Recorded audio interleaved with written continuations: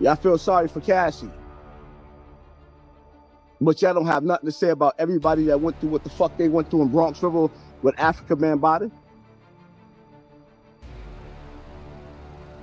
Nobody has nothing to say about what the everybody went through in Bronx River with Afrika Bambaataa.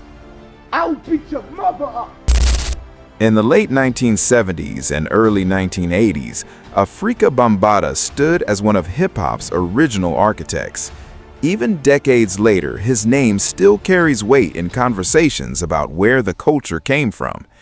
He was shaping the sound at a time when rap hadn't yet become a commercial force, when the music was still raw, community-driven, and searching for its own identity. Beyond the beats, Bambaataa also wove Pan-African philosophy into hip-hop's foundation, giving the movement a sense of purpose that went deeper than just music. After traveling to the African continent, including visits to Nigeria and the Ivory Coast, he returned with a broader vision. That vision led to the formation of the Universal Zulu Nation, an organization that grew into one of the most recognized names in early hip-hop culture. But alongside that respected legacy, quiet questions began to surface. Bambaataa was never particularly visible when it came to personal relationships. No wife, no children, no public romance of any kind. In a space as outwardly masculine as early hip-hop, that absence was noticed. And in tight-knit communities, noticed things tend to get talked about, not always loudly, but consistently in the background. Now, keeping a private life private is nobody's crime, but in that era, public figures were watched closely, and word traveled fast through the streets and the scene. The 1970s and 80s operated under a particular kind of social silence. Sexuality and personal identity weren't topics most people discussed openly, especially not in environments where image and toughness mattered. There was an unspoken code that many people lived by. Don't ask and don't tell. It wasn't unique to any one community. It was just how things worked. And that code extended to some of the most prominent figures of the time. Take someone like Reverend James Cleveland. Rumors existed, people had their suspicions, but those things were almost never spoken aloud in public. Everyone knew, and no one said. That was the era. That was the rule. And it touched nearly every corner of public life. I was cut in one day, and I had called Afrika Bambaataa, and because I didn't have nowhere to go, so I went up to his house. He paid the cab, and I was in the living room. Another gentleman was there, and it looked like they was DJing, and Bam told me that I could go into his bedroom because the TV was on.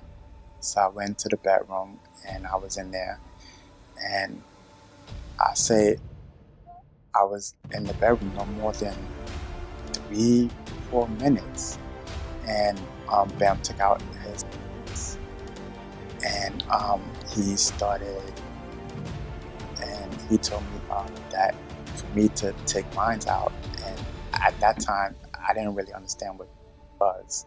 So he was telling me, oh, that everybody does it. He unzipped my pants, and he took it out, and he started, and then he put my hand on it, and then started making me. Then he left the room, and the guy that was in the living room, he came into the room, and when he came into the room, his thing was already out, and I got up off the bed, and I left. In 2016, when a man named Ronald Savage stepped forward with serious allegations against Afrika Bambaataa. Around that same period, Hassan Campbell also began speaking publicly, drawing even more attention to the situation. The accounts that surfaced were not easy to hear. Many who listened described them as deeply disturbing. One of those voices spoke about years of carrying something heavy in silence. He described struggling to show affection in his relationships, blaming himself for emotional distance he could never quite explain. He talked about moments during intimacy where his mind would drift back to what Bambaataa had done to him and how that would shut him down completely. His partners didn't understand why, and for a long time, neither did he. He just kept asking himself, would things have been different if that had never happened to him? He also spoke about the lasting effects on his ability to trust. Getting into a car with male friends became something his mind couldn't let go of quietly. The thought was always there. Are they gonna do this too? That kind of hypervigilance didn't fade. It stayed with him. These were not isolated feelings. According to multiple accounts, the experiences described left lasting marks on relationships, on self-image, and on the ability to move through life without those shadows following close behind. Trauma of that nature is difficult to fully grasp unless you've lived through something similar, but it is serious and it deserves to be treated that way. Speaking about this kind of experience has never been easy, especially for young men. Back in that era, it was even harder. Silence wasn't just common. For many, it felt like the only option. According to Ronald Savage, Bambaataa was a regular presence in the Bronx River area and would even come around his home. Savage explained that fear was a major factor in staying quiet, specifically fear of what might happen to his family if he said anything publicly. That pressure kept things buried for years. When the accusations did become public, Bambaataa denied everything. He did not accept responsibility for any of the claims made by Savage or Campbell. That denial added another layer of tension, because suddenly it wasn't just about the allegations themselves, it was about who the community believed and how those in positions of influence chose to respond.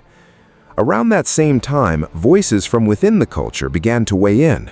On a platform called 363 Empire, a figure known as Black Dot, someone with a well-established presence in New York circles, began speaking about the broader environment. Before getting into specifics, he addressed the silence among those considered elders in the community. His point was direct. When people who hold positions of leadership collectively say nothing, it raises the question of whether that silence is passive or deliberate. Eldership, he argued, carries an obligation to counsel, to guide, and to be accountable. When younger generations look at elders who stayed quiet in the face of serious accusations, that breeds frustration and erodes respect, and that erosion doesn't go away easily. This is a pattern that extends beyond any one situation. For much of the older generation, particularly those who came up during the baby boomer era, silence around difficult topics was almost reflexive. People moved around hard truths, acted as though nothing was happening, even when rumors were loud and persistent. That same dynamic has appeared in various communities and institutions wherever accountability took a back seat to protecting reputation or maintaining loyalty. The parallel was made clearly in those conversations. When silence enables harm, it becomes its own form of participation. If communities hold that standard in one context, they have to be willing to hold it in their own as well. And according to Black Dot and others, the situation with Bambaataa was, in his words, the worst kept secret in the Bronx. If you were from that area, you had heard the rumblings. The rumors had been circulating long enough that many people had simply accepted them as background noise, not fully knowing the extent, but aware enough that his preferences were an open secret in certain circles. That awareness made it all the harder for those who had actual experiences to step forward, because speaking out meant going against something the community had quietly chosen to let sit. When Hassan Kamel and others finally did speak, voices like Black Dot and Brother Star pointed out that when similar accounts come from multiple people across different time periods, it becomes very difficult to dismiss. The volume and consistency of those stories raised questions that couldn't be easily brushed aside. Adding to the complexity, Ronald Savage at certain points appeared to walk back or adjust parts of his original statements, which gave both supporters and critics something to point to. The back and forth created confusion and fueled debate about what was accurate. It was also reported that Bambaataa failed to appear in court during a civil proceeding related to these matters, something that only deepened public skepticism. Now, as people look back on his legacy, the conversation is sharpened. Some acknowledge his early contributions to hip-hop while separating that from the allegations. Others feel the two cannot be cleanly divided. But a growing number of voices are making a broader point. This isn't only about what one individual may have done. It's about how a community responded, what people chose to see or not see, and what was allowed to continue without challenge. That broader accountability is what many feel has been missing.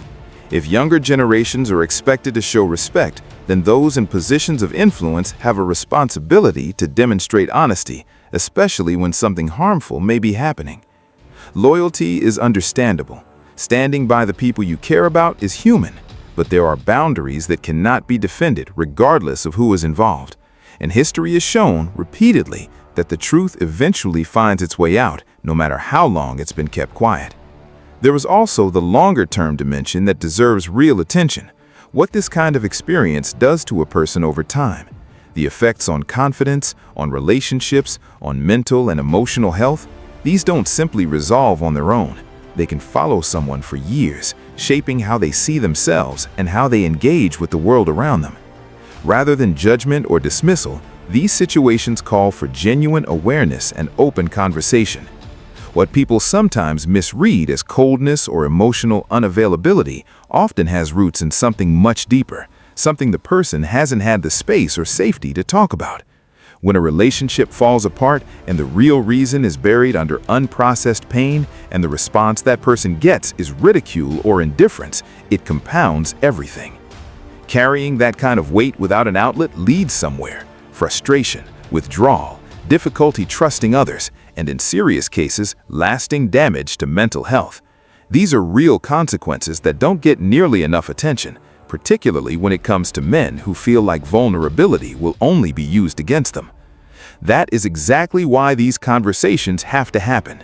Protecting young people, creating space for them to be heard, and responding with seriousness rather than silence, that is what actually makes a difference. The goal isn't just to talk about what went wrong, it's to make sure situations like this get addressed early rather than being hidden until the damage has already been done. Now I want to hear from you. What are your thoughts on all of this? Drop them in the comments below. If this breakdown resonated with you, hit the like button and share it to push it further. And make sure you're subscribed to Drip Zone so you don't miss what's coming next.